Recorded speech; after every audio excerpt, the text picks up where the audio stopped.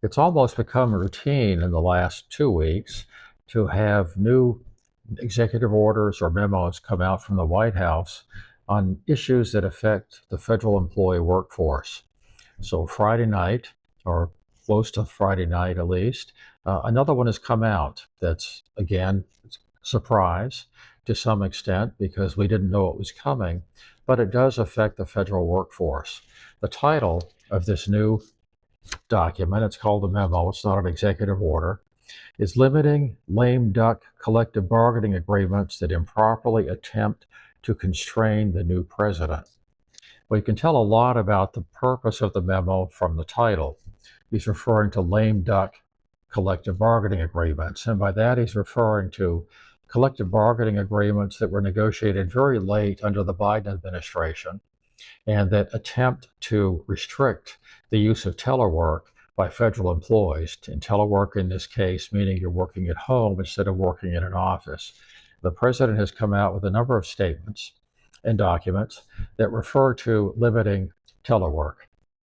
This one, by lame duck, he's referring to late contracts and purposely changed to limit the ability of President Trump to end telework in federal agencies. This actually started coming about when a contract at the Social Security Administration was negotiated in late November. The contract may have already been in effect, but it was amended. And what it did was it kept the contract in effect until after the expiration of the Trump administration 4 years from now, or 4 years after he was inaugurated. And what it did was it left in place the telework policies that the Biden administration had allowed, if not encouraged. Now, since then, that collective bargaining agreement got a lot of publicity, and other agencies, other unions, other political appointees and other agencies then looked at it and said, well, this apparently is a good idea. This way we can, in some articles, referred to Trump-proofing the telework policies. And in this new memo that comes out, here's a quote that gives you some idea of what he's trying to accomplish.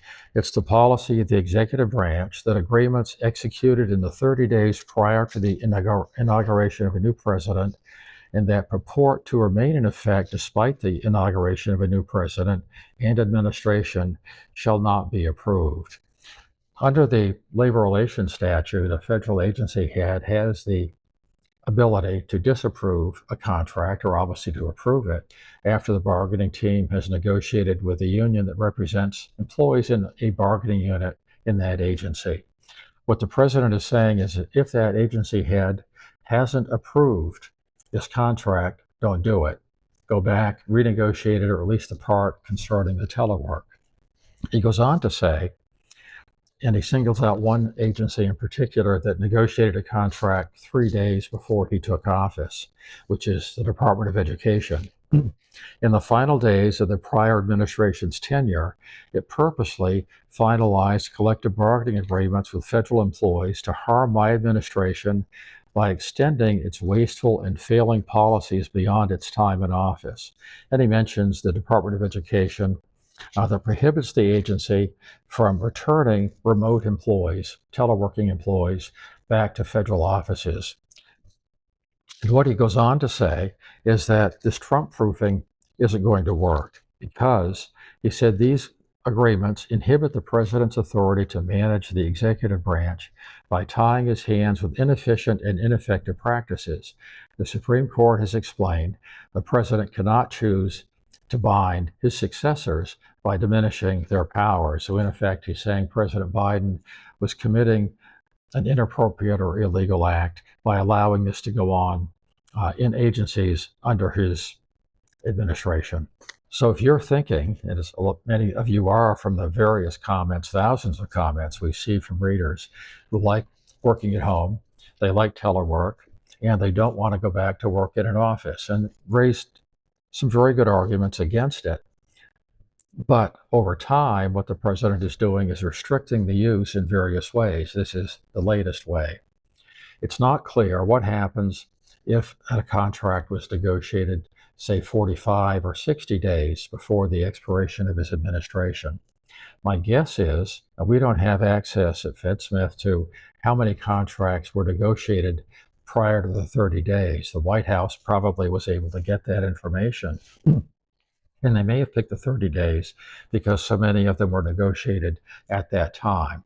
Once the Social Security Administration's actions got publicity, unions latched onto that, and I'm sure they went around to different agencies to get similar arrangement for their bargaining units throughout the government. It's not clear what happens if the contract was negotiated before that 30-day period. My guess is that in some cases, at least, the agency is going to tell the person, no, you have to go back to work in an office. You can't stay at home and continue to telework. Now, obviously, they're taking several actions to try and encourage people, the carrot and the stick. And the carrot is this deferred resignation offer that OPM has made just several days ago to employees that would give many people in the government the chance to resign. They have to do it by the 6th of February, and they don't have to actually leave, actually not be on the rolls anymore until late September in 2025. Now, the White House came out with a statement today that said many federal employees are taking advantage of this. No numbers were given, so we really don't know how many are taking advantage of it, how many are actively working against it. But that's an attempt to get people who might want to stay home and work as opposed to going back to the office. The carrot is if you sign this, if you resign, you don't have to go back to work in an office. You can stay at home. In fact, under the OPM guidance, they said you could take your dream vacation while getting paid on administrative leave if you choose to do so. And that's not the only item that's come into play. Probationary employees, as an example, are being named, counted, sent to the White House, sent to OPM, and there's a chance that probationary employees, some of them, maybe many of them, are going to be terminated. They don't have the same appeal rights as the rest of the federal workforce after you've been at work for at least a year, sometimes 2, depending on your appointment in the agency. So these people might be terminated as well. We don't know how many probationary employees there are. There's probably over 100,000, maybe as many as 150,000. At some point, presumably, we'll find out. So you've got the deferred retirement, you've got probationary employees, then you've got DEI. The president has announced that all DEI offices are closed, and those employees that worked in these DEI offices are now on administrative leave and probably will be terminated in the very near future. The fourth program that's been set up, in addition to the 3 that I just mentioned, is traditionally, or has been called since 2020 when it first came out, Schedule F. And that's a program whereby people in policy making, policy influencing types of positions would remain as career employees, but wouldn't have the same appeal rights. And agencies have been asked to identify these people so that the White House, OPM, can look and see which ones should be moved into this new category.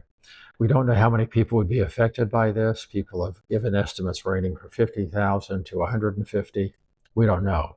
But between probationary employees, Schedule F, DEI employees, and the deferred resignation, there's a good chance that a lot of people who wanted to work at home, instead of going back into work in an office, will be no longer a federal employee with one reason or another anyway.